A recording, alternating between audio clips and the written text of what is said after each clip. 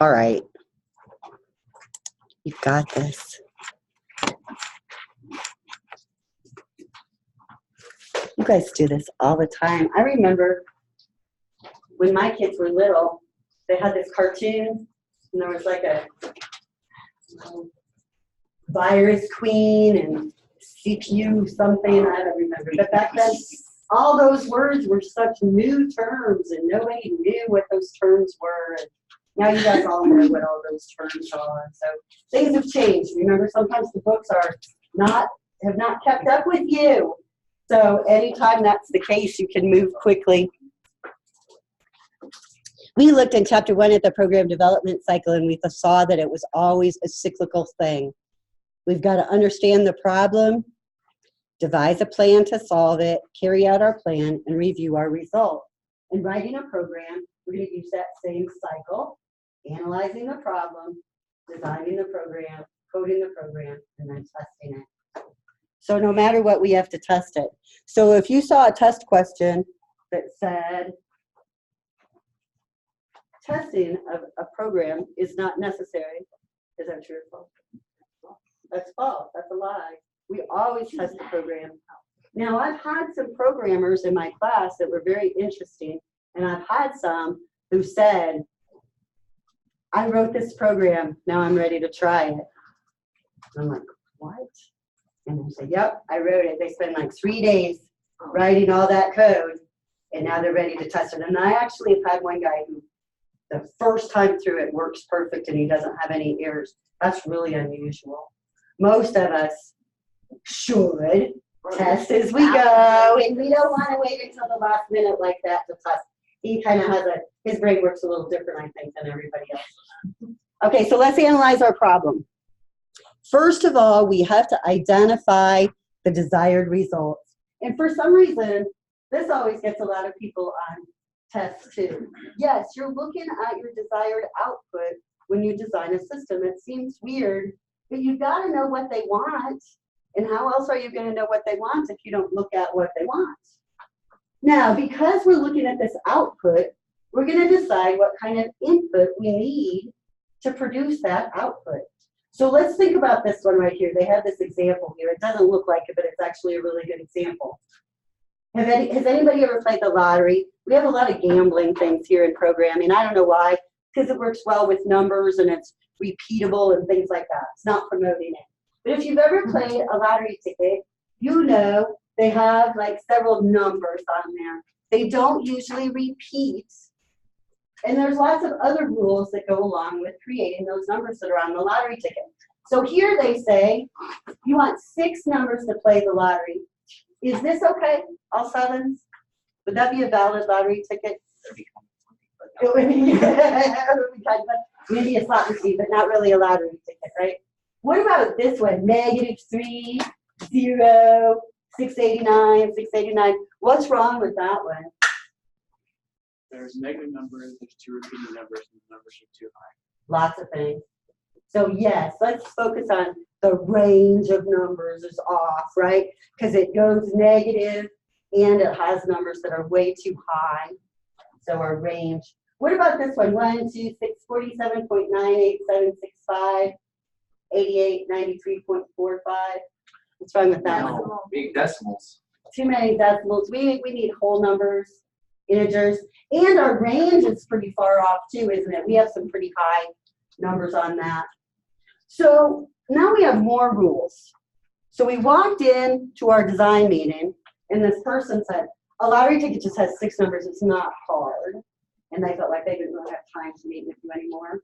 And then you started asking questions like this, and then I was like, oh, well, maybe it is more than just 6 numbers. They have to be a little more specific. They have to be positive numbers. They have to be integers.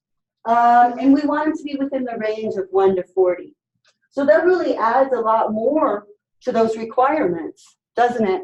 And that's really easy to have happen because people that use this every day, all day, they really don't, they kind of forget to mention all those details that go along with it. So it's real common to have that happen. that they'll just forget about it. So next, we're going to create a description of this program. We know we want to generate these lottery ticket numbers, so we could use pseudocode to create like a general description, right? Our algorithms would be defined in there. Maybe in our algorithms, we could say we're going to generate a random number between 1 and 20 or whatever that limit was. Now, when we're creating our algorithms in our pseudocode, we want to make sure they're well defined. They're not missing pieces, right? They're well ordered because our pseudocode has to be in the same order that we want that code to execute.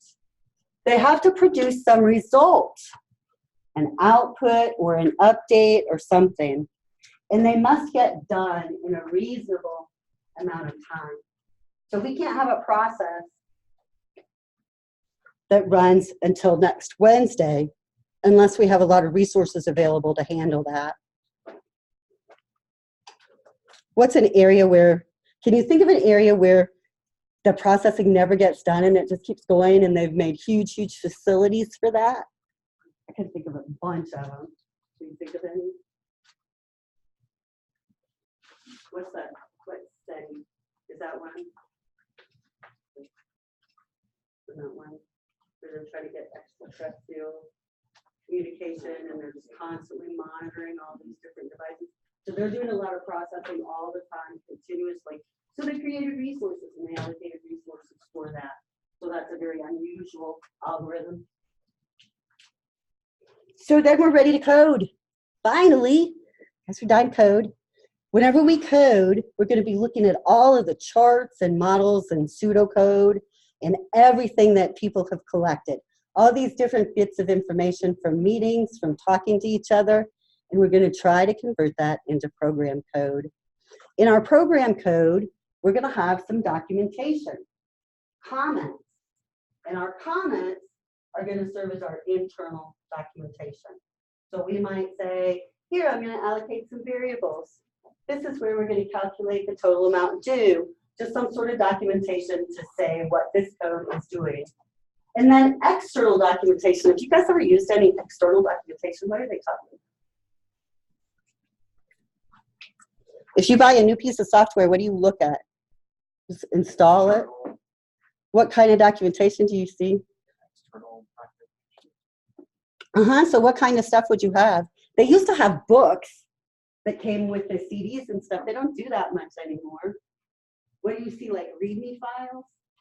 They might have like a pop-up that tells you about how this application works when you first go to install it. But so we're not necessarily going to have a book or a manual. We might have that if we're working for a company and they want us to produce that for the system that's going to go out. But in general, we're going to have some sort of external documentation, a README file, some sort of graphic that displays that tells everybody how this application works. Now, every programming language uses its specific syntax. This is important because we have to follow the rules. So when we're speaking in English, we have certain rules that we follow, or we try to. So they have an example here that's super cute. I have put it on the table. And they say incorrect use of English syntax would be, I have it on the table put. So it's the same words, just not in the right order. So the syntax is a little bit messed up because it's kind of gibberish to us. They say that this sentence translated word for word would be the correct syntax in German. So sometimes syntax is more than just the words and the commas and the periods. It's also the order we might put things in. So we can keep it all that way.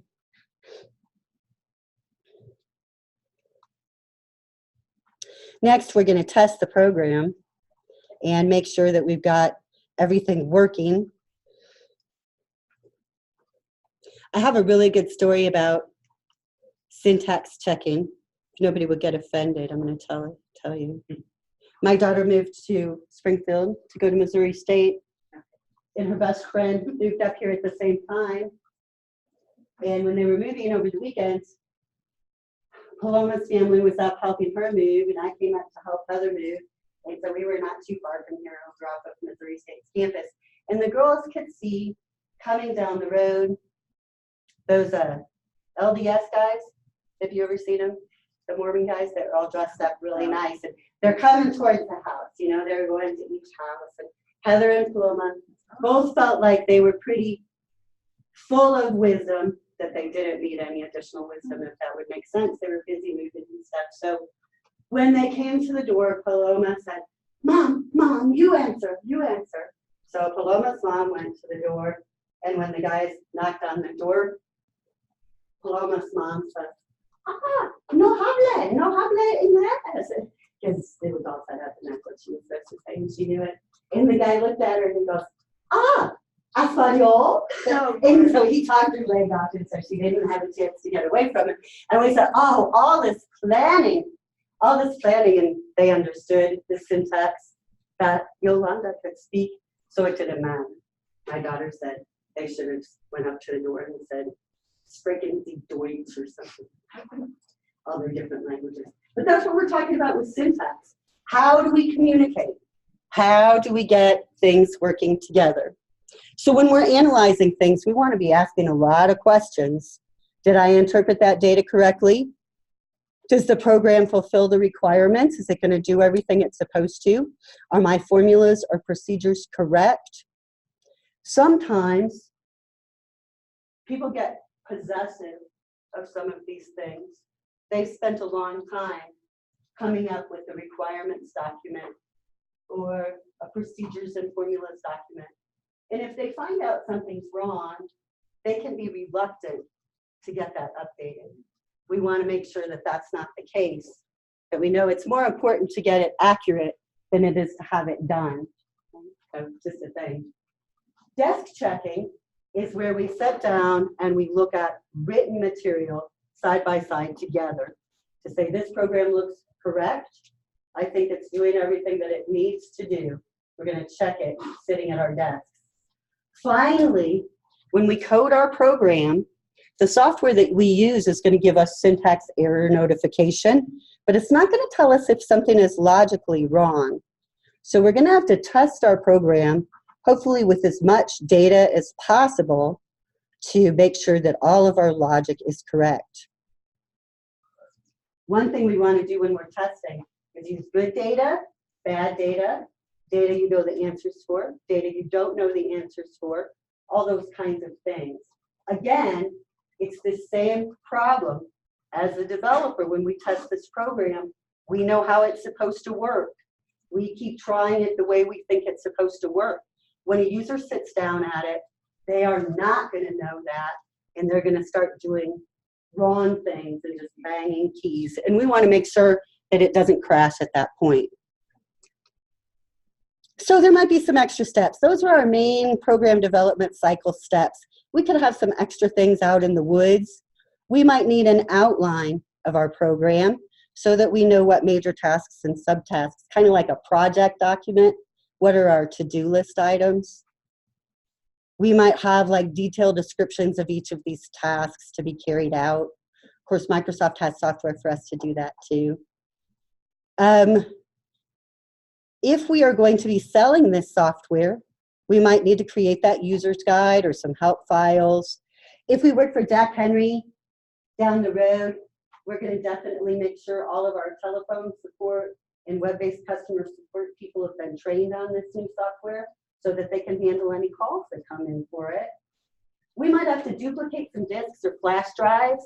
You know, if we're going to send out 700 flash drives with the installation instructions on them, that could be a whole company-wide endeavor. It might not just be the secretaries doing that. And then we've got to do some advertising. Try to get this thing out there. So anyways, it's a process. It's cyclical. Sometimes we have to go back to earlier steps, and sometimes this can take many, many months. But we want to make sure that we uncover any flaws that we have in our analysis of the problem. Even when we're coding, we could find problems that could make us have to change things that go up to the very start. But that's okay, because we would rather find those problems when we're testing than after we've sold this program. Let's look at this program. We're going to use it here in a minute. We're not going to right yet. This is some pseudocode, sort of. Actually, it's not quite pseudocode yet, is it? It's more like an analysis document. So this says, this local department store wants to develop a sale price example program. So when given an item's original price and the percentage it is discounted or on sale, it'll compute the sale price. Now this document is interesting. Notice the way they have things. First of all, they've started out with the output that's going to be required. We start with our desired results. In the output required, they've got a list of all of these things. And then right under that, they said, oh, let's give each of these things a variable name, because we're going to need a variable to hold that data in memory. Then they thought, well, to produce this output, what kind of input are we going to need? And they assigned more variable names. This area down here is documentation of all of the formulas that the company requires to calculate that sale price. Just like that pseudocode we put in order last week, we have to do things in order. We can't figure out what the sale price is unless we know what the original price is and the amount that it's on sale. So we have to make sure we do things in the right order. This document is one that is like, it's kind of hard to create in Word. So it's not, did you have a question? I was just wondering if we want to change the point, the tax percent into a, just a constant, just rename it instead of keeping the 0.065 there. Yes, you would use that variable name. Really good point. And yeah, you'll see that a lot where we recommend you do something and then don't do it, just like programmers. And anytime you say, shouldn't we do that, I'll be like, yes, and change it all to do it. So do that because we want to. Okay, so this document is a weird one. It's really good, but it's hard to do in Word. So we don't see it as much as we used to.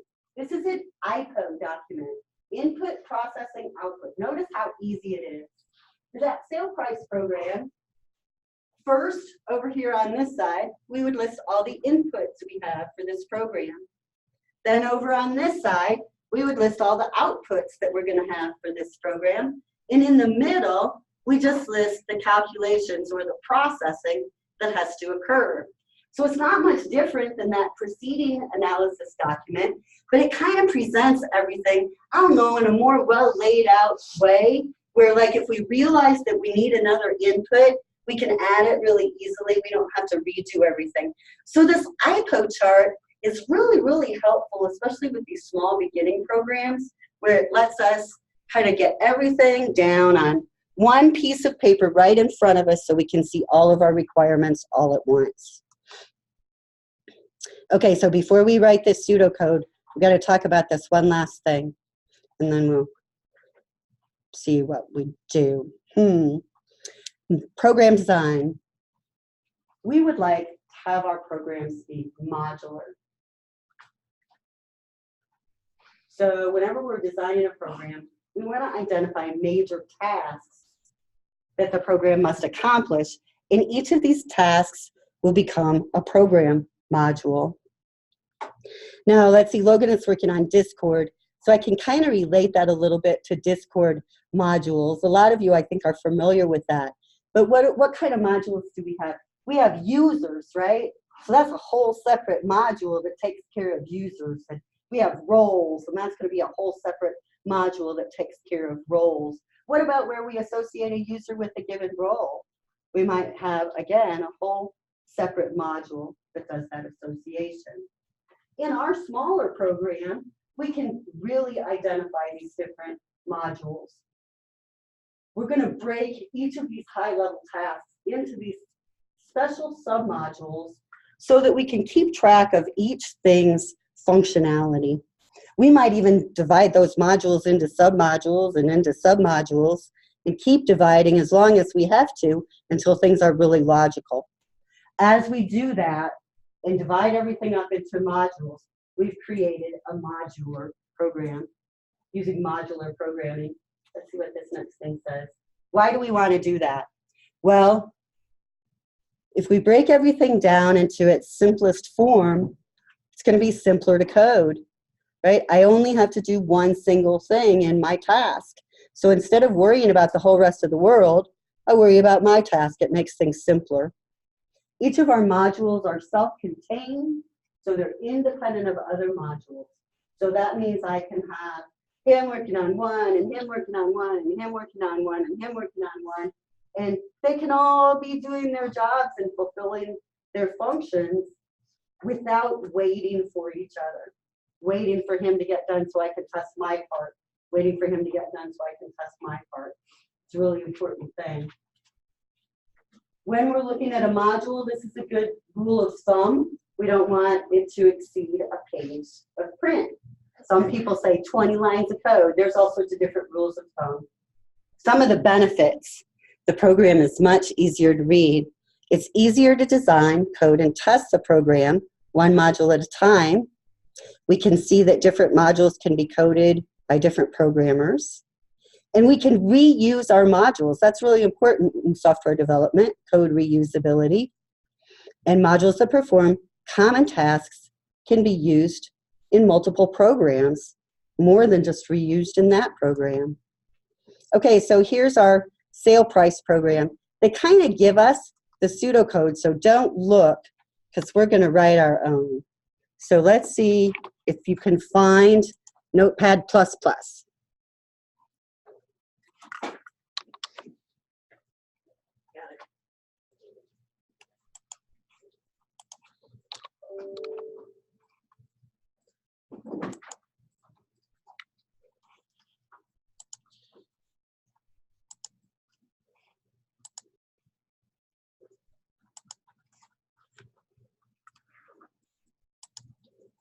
So yours should come up and you should probably see your music purchase program. And so I want to add a new file. So I'm going to choose File, New, or I can click the white icon with the green new thing. Now, because this is new, I'm going to save it right away. So let's do File, Save As. For me, since this is the last place I saved, it brought me up in my CIS120 folder, which is where I want to be. So I'm going to save this thing. This is chapter 3. And we're going to be doing the sale price program, pseudocode. Sorry, it won't let me get those any bigger. Chapter 3, sale price program, pseudocode. And I'm going to name it chapter 3 so that if we come back to it later, we'll have like chapter 5's version of it and stuff.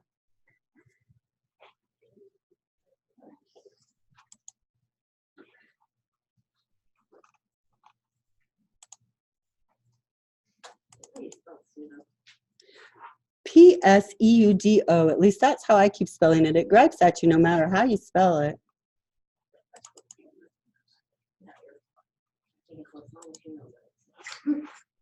Hang on, it has totally gotten rid of my 120 files, my folder. I've got to figure out where all that is gone. And you want to save this as hypertext or? Just a text file. Oh, just. Yeah, it's nothing fancy.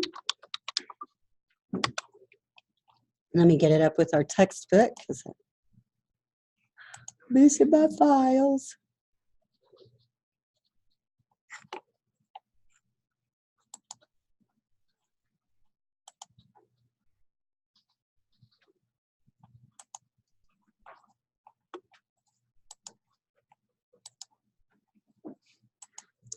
Now, if you remember that IPO chart that we were looking at, I'm almost there, sorry. Modular programming.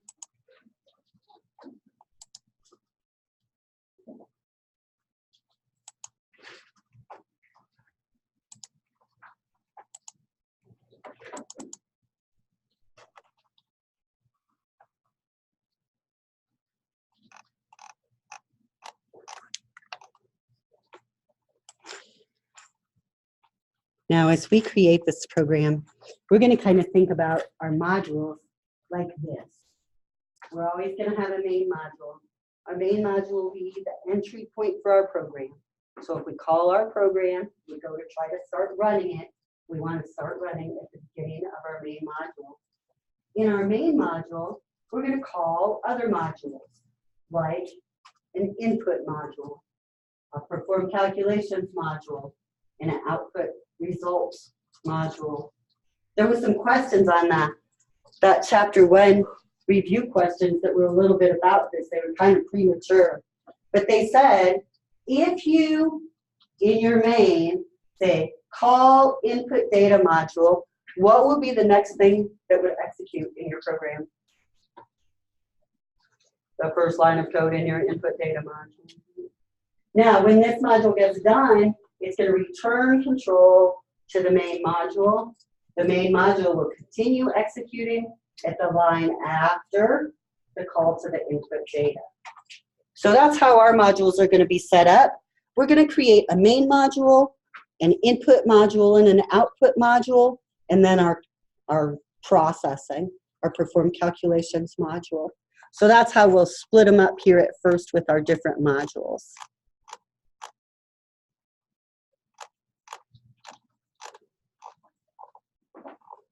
And then they have some of it already here. So I'm just going to try to make sure we're doing it the way they want.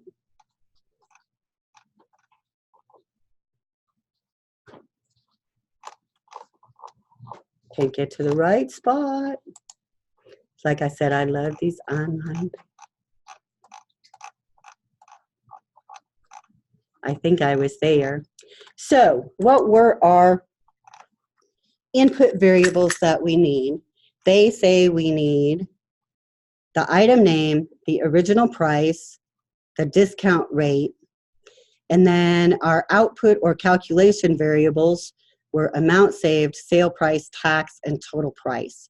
So let's declare all those variables. I'm going to move this out of the way so that you can see mine. And I'll start with some comments. It's going to be our sale price program pseudocode.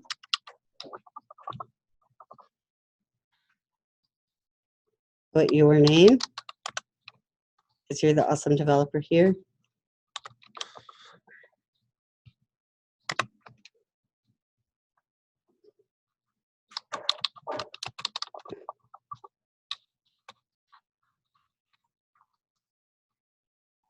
So I'm going to put something in for our purpose as accepting the original price and calculating the sale price.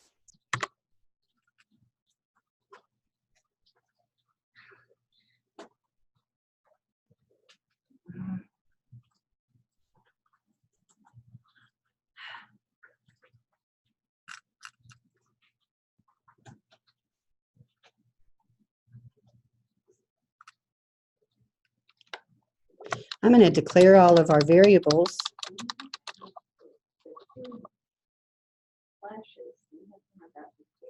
Just comments, just 2 slashes. So, yeah, we haven't done them. We did them and we did that very first pseudocode, but we haven't done much. So, yep, put them in there. Now, we're going to declare our variables, and these are going to be outside of any of our modules. And I want to emphasize that because we could have them declared inside our modules too. We have that choice. So they want us to use this word declare. We wanted item name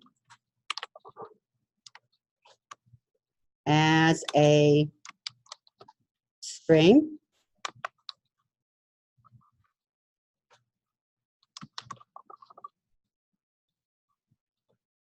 What about original price? What would that need to be?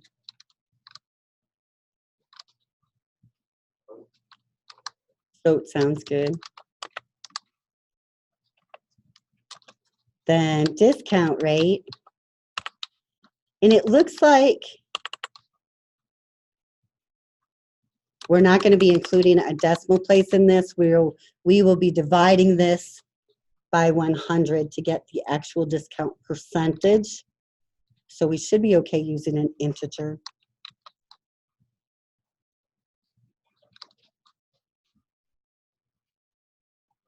Now, those are all of our input variables. We could also declare our output and processing variables. And we wouldn't have to separate them with comments. I just want you to think about where these variables are going to be used. So the next one we have is amount saved. What kind of data type would that be?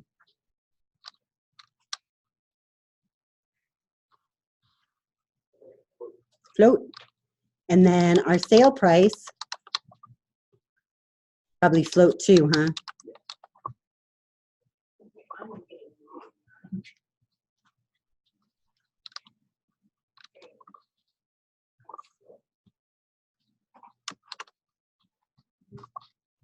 What about tax?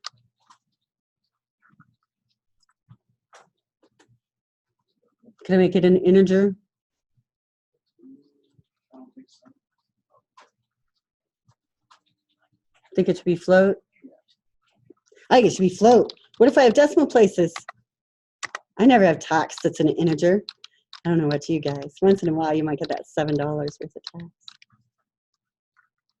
Okay, and then total price.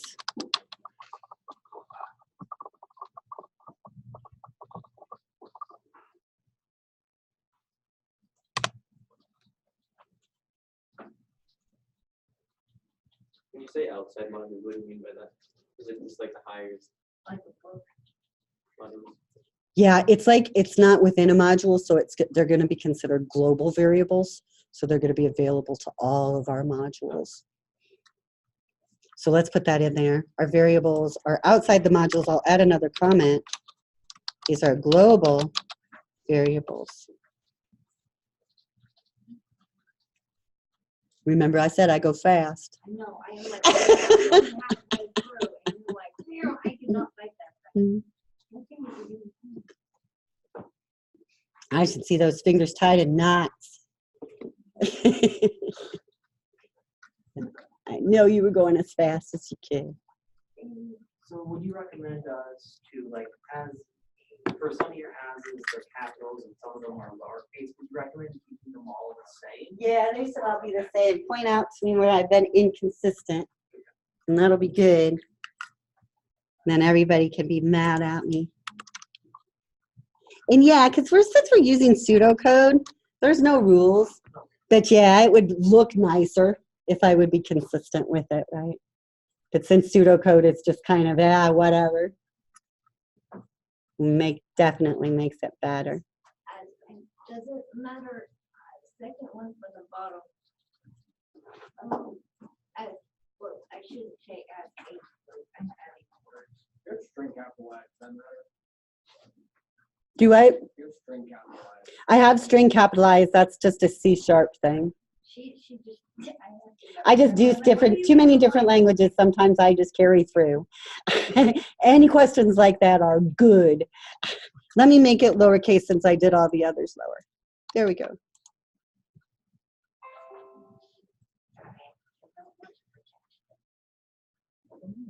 I have a question to we're kind of off the subject, but Uh-huh.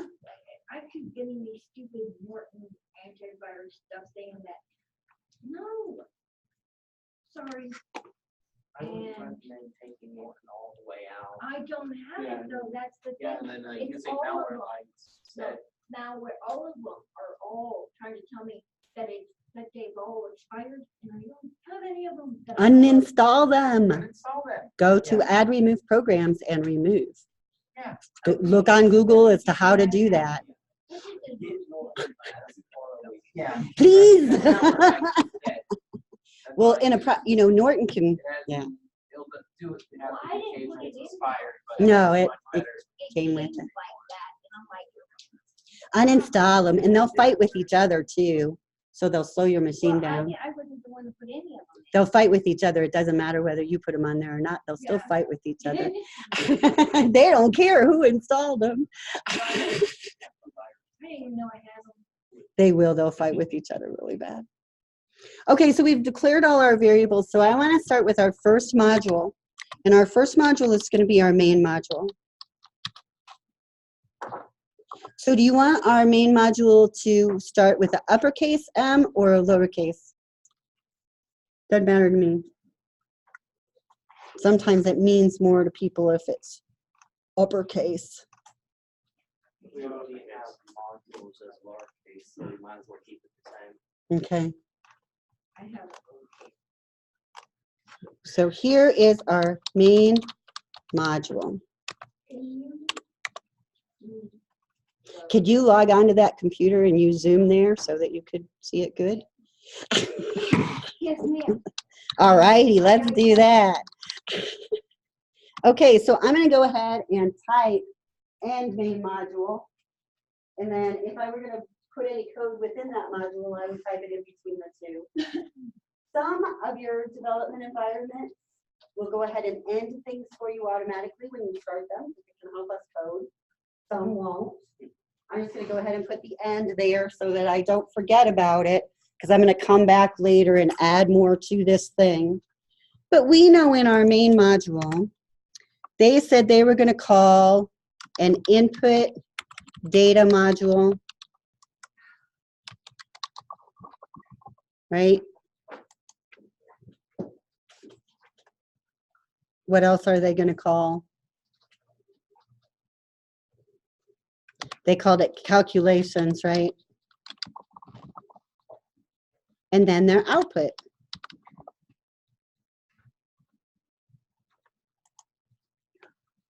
So that's what our main is going to be. It's just those three modules that we're going to call.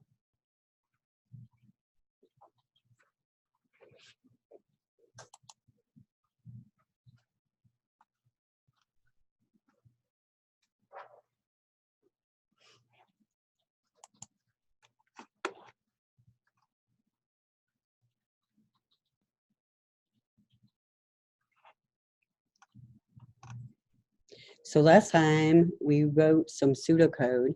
We had an input statement. One thing I don't like about Notepad++ is it won't let me scroll down until there's code there. So I'll press enter a bunch so I can move down a little bit. So for our input data module, I'm going to start it just like that and then say end input data module. And then I'll put my code in between. These modules are just like functions that we Mhm.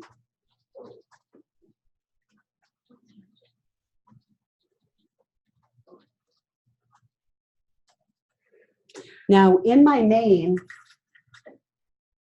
notice how I indented the lines of code or the pseudocode that was in there. Does that make it easier to read, to see what's inside the main? Should I take off points if you don't do that? Yes. Just think about how you want to indent things so that you can make it easier to read. Now, in my input, I'm going to do the same thing. I'm going to press tab, and Notepad++ keeps us there, so that's good. So we're going to prompt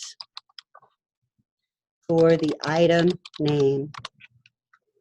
Remember, when we're going to do a prompt, we use this write statement, and then the message that we want to write out is enclosed in double quotes. What is the item's name?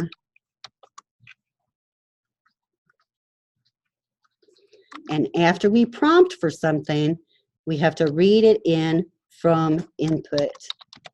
So we're going to input into our item name variable. And remember, when Notepad++ prompts you like that, that it recognizes that what you're typing, you can just press tab to have it drop that code into your file.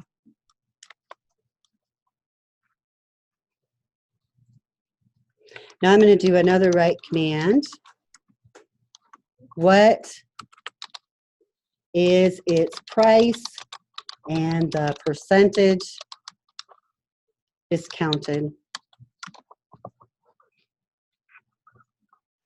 In this case then, the first thing we need to input, bless you, is the original price.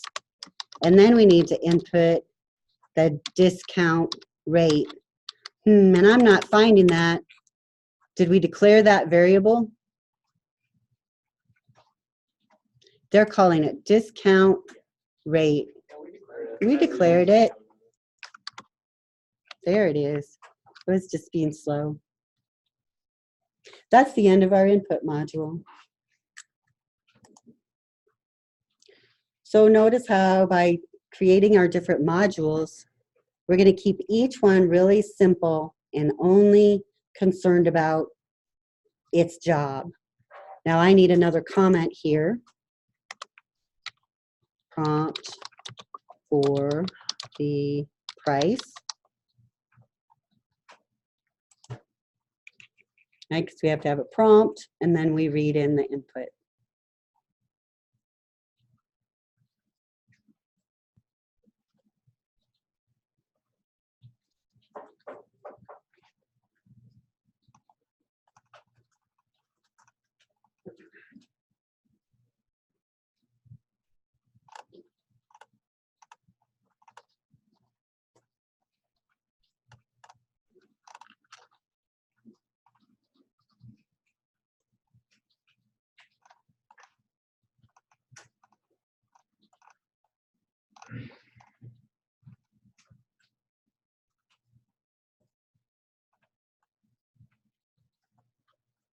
Let's do our calculations.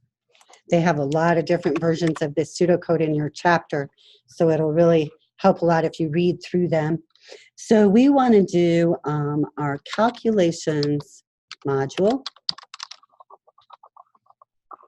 And then I'm going to put and calculations module.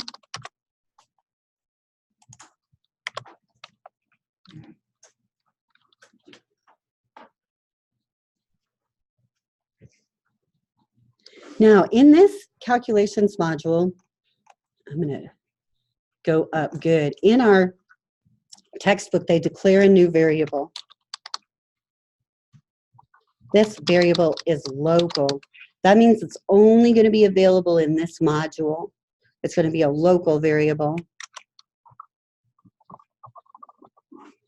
And it's called amount saved.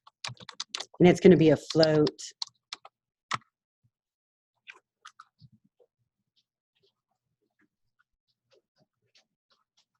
When I'm working with variables, I'm using memory. So when I declare variables is global, like I did up here at the top, these variables, memory is allocated at the beginning of our program. We're this pseudocode program. And they stay allocated through the whole run of our program. So we might have a whole bunch of memory tied up, and it's going to stay tied up the whole time. Down here in this module, we declared a local variable. So that means this memory will only be used while this module is running. So when it starts up, it'll allocate this memory for this variable, use it, and then it will release it. So we'll see a much more efficient use of memory, because instead of it just all being tied up the whole time our program's running, it'll only be tied up while this module is executing. Okay, let's put in our calculations. They had a whole bunch of them for us.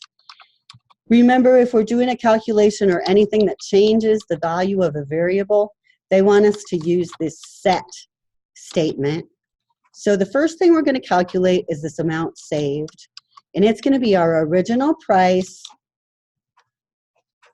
times our discount rate divided by 100.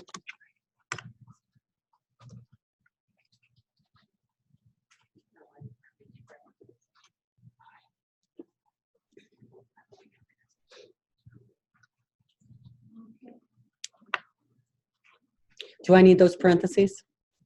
Would it do in the right order without them? No. What would it do? Do the multiplication first. Would it matter? It doesn't matter. It does matter.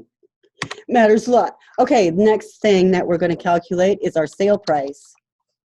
So our sale price is going to be our original price minus this amount saved that we just calculated.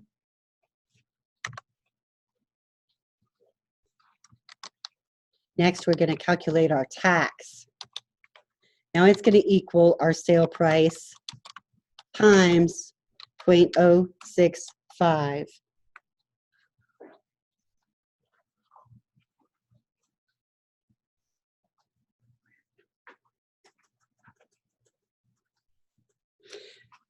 Was that you, Blake, that mentioned that? That's where, is that, or Kent, did you mention it? The constant.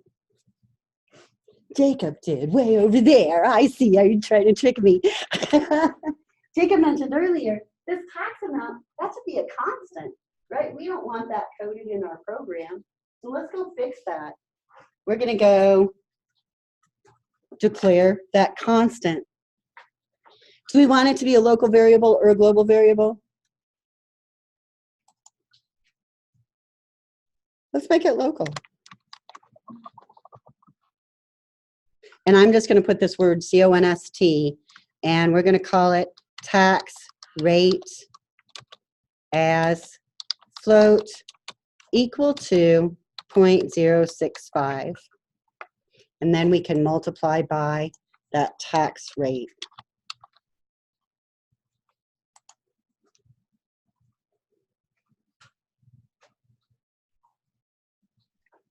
Now again, we could put that up at the top as a global so that we had that constant available to all of our different modules.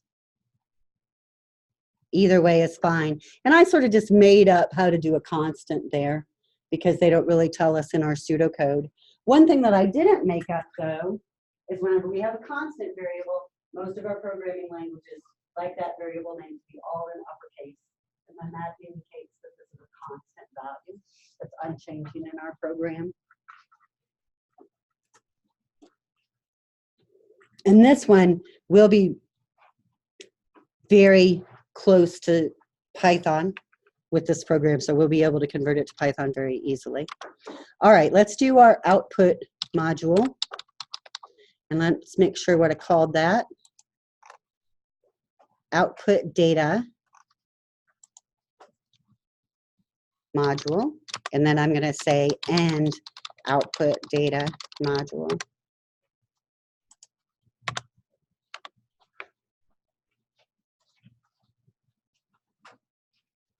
I like to put the end while I'm doing the beginning because they need to be named exactly the same so that it's clear for other people.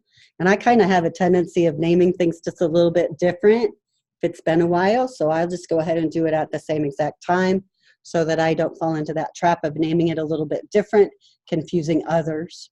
So our output results, all we need to do then is output several messages. So I'm going to do a write command. And we saw with our write command, we want to label our output. We don't want to just write out these variables without some sort of labeling to say what they are.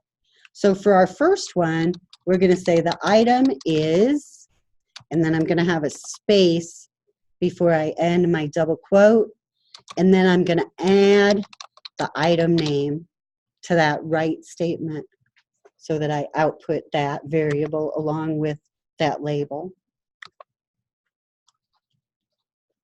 Then I'm going to write, the pre-sale price was, and we want our original price.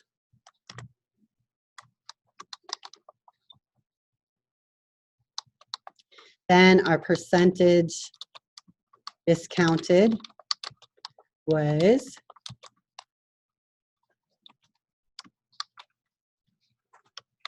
now in this one, they would like to add the percent sign.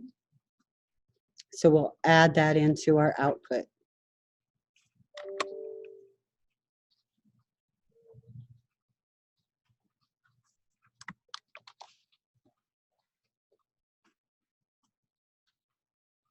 Next, our sale price plus our sale price.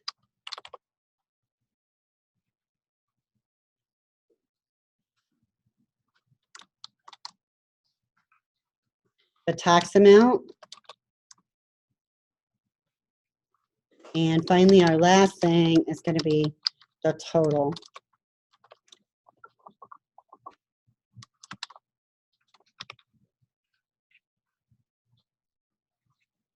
Good.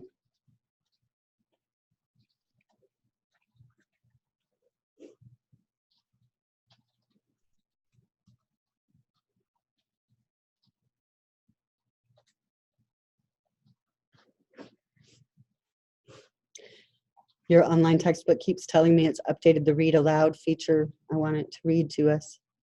See how good it is. But I will ignore it for you.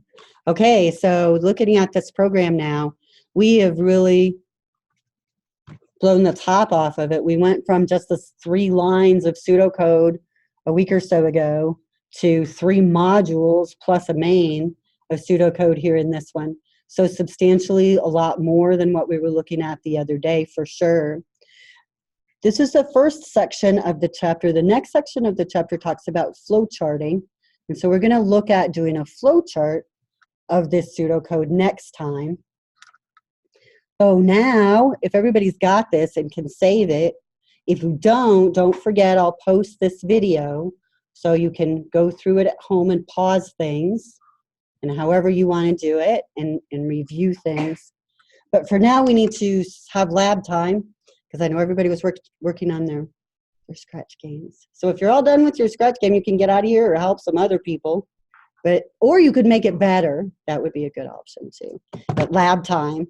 So make sure you've got this saved. Uh-huh. So, as far as the scratch game, the requirements,